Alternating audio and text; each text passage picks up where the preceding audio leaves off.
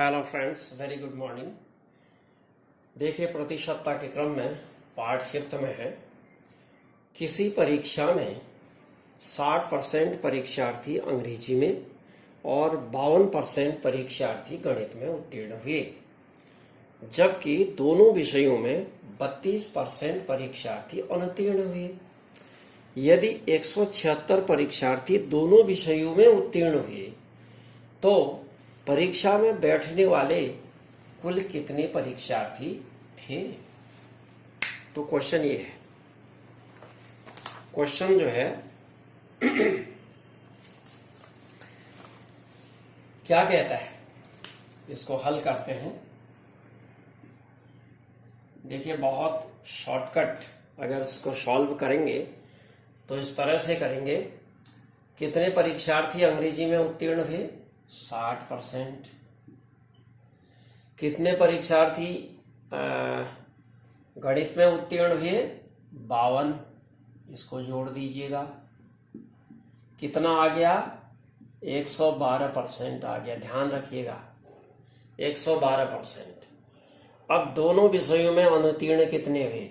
32%। यहां ध्यान दीजिए, ये पास हैं, ये पास हैं। ये इंग्लिश में यानी अंग्रेजी में और ये गणित में, और दोनों में, अंग्रेजी और गणित में, दोनों में ये है। अब दोनों में जो है, ध्यान दीजिएगा, दोनों इनका योग ये है। दोनों में अनुत्तीर्ण कितने हैं? 32% है। तो 32% दोनों विषयों में अनुत्तीर्ण हुए, तो दोनों विषयों में उत्तीर्ण कितने हुए? 100 ऋण 32 बराबर 68%। कितने?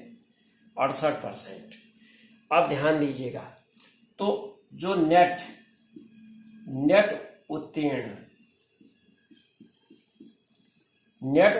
कितने हो गए?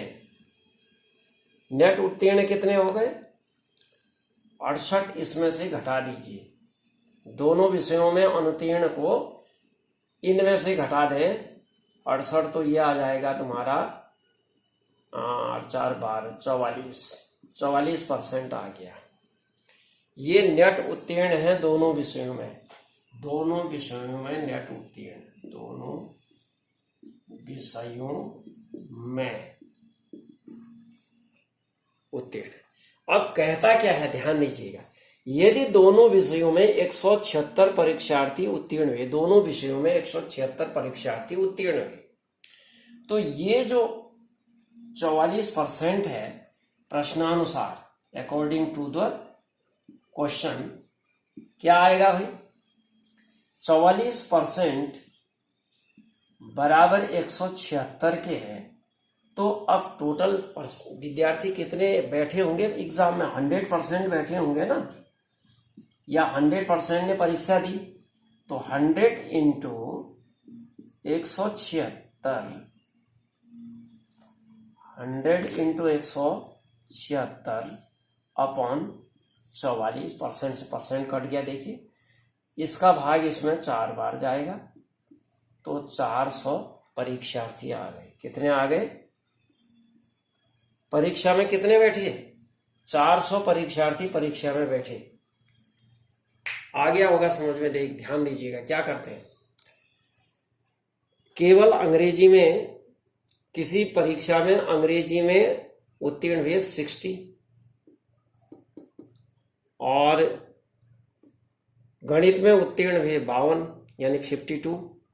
दोनों को ऐड कर दीजिए, 112% आ गया। दोनों विषयों में अनुत्तीर्ण कितने हुए? ये अनुत्तीर्ण है, दोनों में अनुत्तीर्ण, दोनों में अनुत्तीर्ण 32% है। तो दोनों में उत्तीर्ण कितने हुए भाई? अब दोनों में उत्तीर्ण कितने हो गए? 68 हो गए। तो दोनों में उत्तीर्ण को घटा देंगे तो नेट उत्तीर्ण निकल आएगा। ये ध्यान दीजिएगा, नेट दोनों में उत्तीर्ण आ जाएगा। ये कितना आ गया?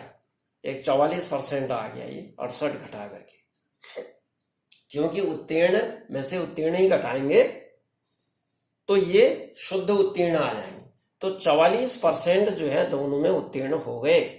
लेकिन अब संख्या में उसने दे रखा है कि 176 परीक्षार्थी दोनों विषयों में उत्तीर्ण हुए। तो 176 के क्या मतलब हुआ, 44% बराबर 176। तो टोटल परीक्षार्थी कितने होते होंगे, 100%। 100 में से तो होंगे, 44% का मतलब 100 में 44। तो 100% जो निकलेंगे तो कुल संख्या निकल आएगी परीक्षार्थी कितने परीक्षा में बैठे। तो 100% इज इक्वल टू 100 इंटू 176/44 यानी 44। तो 400 परीक्षार्थी परीक्षा में बैठे। तो डियर फ्रेंड्स, ये आ गया होगा समझ में। अब देखिए अगला क्वेश्चन, देखिए दूसरा क्वेश्चन। एक परीक्षा में 20% अंक प्राप्त करने वाला एक परीक्षार्थी 30 अंकों से अनुत्तीर्ण हो जाता है, किंतु 32% अंक प्राप्त करने वाला दूसरा परीक्षार्थी न्यूनतम उत्तीर्णांक से 42 अंक अधिक प्राप्त करता है। तो उत्तीर्णांक प्रतिशत ज्ञात कीजिए। क्वेश्चन ये है। अब देखिए क्या दिया है इसने, ध्यान दीजिएगा। 20% अंक प्राप्त करता है तो 30 अंक उसको कम मिलने से फेल हो गया, और दूसरा जो परीक्षार्थी है उसको 32% अंक मिलते हैं, तो उसके जो उत्तीर्णांक हैं उत्तीर्णांक से 42 अंक अधिक आ जाते हैं। तो इन दो के आधार पर हमें क्या निकालना है, उत्तीर्णांक परसेंट ज्ञात करना है। तो उत्तीर्णांक परसेंट ज्ञात करने से पहले समझ जाइए आप, टोटल कुल कितने अंकों का वो प्रश्न पत्र है वो निकालना बहुत जरूरी है। यानी परीक्षा कितने अंकों की है टोटल, वो निकालेंगे तभी हम उत्तीर्णांक निकाल पाएंगे एक को लेकर के। ध्यान दीजिएगा। तो क्या करते हैं, माना कि 100 अंक की परीक्षा थी। ध्यान दीजिएगा, इसको हल करते हैं इस तरह से। 100 अंकों की परीक्षा थी, तो उस आदमी ने यानी एक छात्र ने 20 अंक प्राप्त किए, लेकिन कितने अंकों से फेल हो गया भाई, 30 अंकों से फेल हो गया। 100 में से 20 अंक प्राप्त किए। अब ध्यान दीजिए, ये तो काल्पनिक है, ये वास्तविक आंकड़ा है। ध्यान दीजिएगा अभी आगे। अच्छा, दूसरे ने, एक फर्स्ट है, अब इसको थोड़ा सा ऐसे लिख देते हैं ताकि समझ में अच्छी तरह आ जाए। एक विद्यार्थी, फर्स्ट स्टूडेंट, ये आ गया। फर्स्ट स्टूडेंट ने 100 में से 20 मार्क्स प्राप्त किए, लेकिन कितने से फेल हो गया वो, 30 से फेल हो गया। ध्यान दीजिएगा ये। अब सेकेंड स्टूडेंट ने क्या किया भाई, सेकेंड स्टूडेंट ने 100 में से 32%, ध्यान दीजिएगा 32%, यानी 100 में से 100%, ये परसेंट ही है ये, ध्यान दीजिएगा। 100 में से 100 और 100% में से 20, या 100 में से 20 और 100 में से 32, ऐसे भी लिखने की बात है। इसको ऐसा नहीं लिखो तो यूं लिखो, ये परसेंट ही है, ध्यान दीजिएगा। अच्छा चलिए ऐसे लिख दीजिएगा। अब ये फेल कितने नहीं, ये पास कितने ज्यादा, ये पास से कितना ज्यादा लाया, 42 अंक ज्यादा लाया। ध्यान दीजिएगा, ये तो इतने कम लाया, ये अंक कम है, ये वाले, ये क्या है, अधिक, पास से ज्यादा है।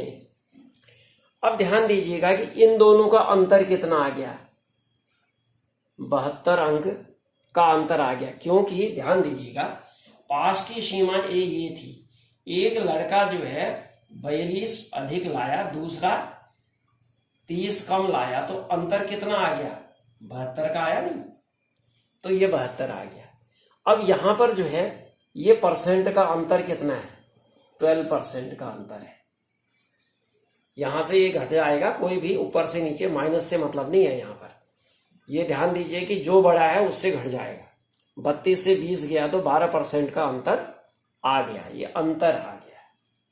इसको मैं लिख देता हूं अंतर, 12% अंतर आ गया। ये 72 अंकों के बराबर है 12% अंतर, तो 100% का निकालेंगे तो कुल अंक निकालेंगे। ध्यान दीजिएगा, तो 12% यहां पर अब क्वेश्चन को करिए, चूंकि 12% बराबर कितना है 72, तो 100% यानी टोटल कितने अंकों का वो परीक्षा होती होगी, देखिए 72 इंटू 100 अपॉन 12 यानी परसेंट है तो परसेंट से परसेंट कट गया, ये 6 टाइम कट गया और ये 600 की परीक्षा थी।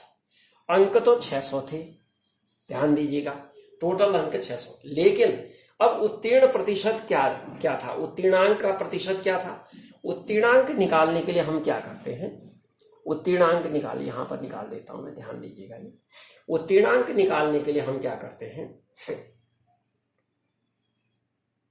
इसको थोड़ा सा जगह नहीं होगी तो यहीं कर देते हैं। उत्तीर्णांक के लिए 20% प्राप्त करके 30 अंक कम लाया तो 30 जोड़ करके उतना उत्तीर्णांक होता होगा, तो क्या करेंगे 600 इंटू 20% धन 30, ठीक हो गया। ये जो है आपका उत्तीर्ण अंक है, गुणा परसेंट निकालना है, कितने में से निकालना है 600 में से निकालना है। ध्यान दीजिएगा, आप क्या किया इधर समझा देता हूं। 600 का 20% निकालिए, 120 आ गया। वो लड़का यानी वो परीक्षार्थी 120 अंक प्राप्त किया, लेकिन 30 अंकों से फेल हुआ, अर्थात उसके कितने आने चाहिए थे 150। 150 लाता तो क्या हो जाता, उत्तीर्ण हो जाता। 150 लाने से क्या हो जाता, उत्तीर्ण हो जाता। कहने का मतलब 150 लाता तो उत्तीर्ण हो जाता, तो इसका मतलब उत्तीर्णांक कितना था 150 था।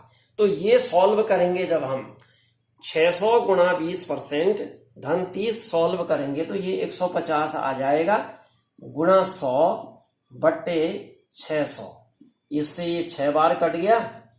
ध्यान दीजिएगा, ये 3 पंचे 5, 3 दूना 6, कितना 25% आ गया। कितना आ गया 25% उत्तीर्णांक था। कितना परसेंट उत्तीर्णांक था 25% उत्तीर्णांक था। बस ये बन गया क्वेश्चन आपका। तो उत्तीर्णांक प्रतिशत जो है यही है, उत्तीर्णांक प्रतिशत।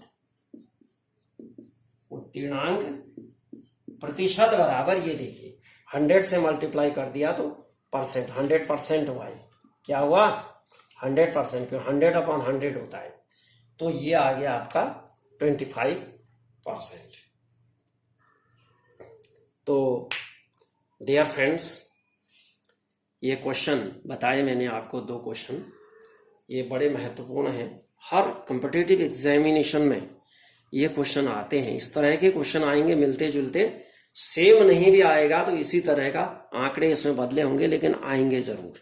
ये बहुत ही महत्वपूर्ण क्वेश्चन है और बुक्स में आप देखेंगे तो बहुत लेंदी मेथड से ये सॉल्व किए रहते हैं।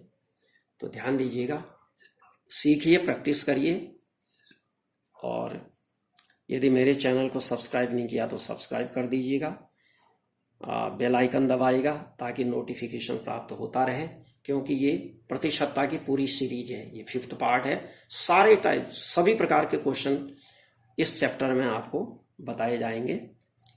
मेरे इस वीडियो को लाइक करिएगा, शेयर करिएगा अपने दोस्तों में, और आप भी खूब प्रैक्टिस करिएगा। Thank you very much.